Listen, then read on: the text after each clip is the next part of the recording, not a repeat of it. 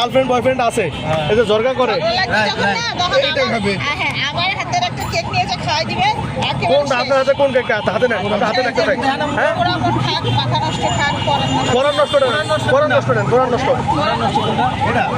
এটা হাতে নেন মানে এই কেক খাইলে বয়ফ্রেন্ড গার্লফ্রেন্ড কি মুহূর্তে ঠান্ডা হয়ে যাবে কথা কয় না এই আপনি কথা কন না ওই দিন আসছিলাম আমার মেয়ে এইরকম বলতেছেন যে ওই আবার যাবো আন্টির ওরকম কেক খাইতে।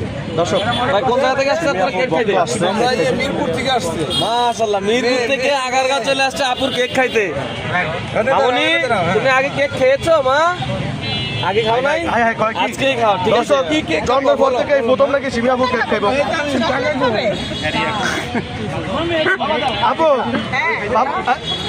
বড় ভাই আসসালামু আলাইকুম এই বাবু কি কখনো কেক খায় নাই এই কেকটা খায় নাই। এই প্রথম জি জি আই অবাক করে কান্না কয় কি দর্শক জি, ওর আগ্রহ বেশি আর কি।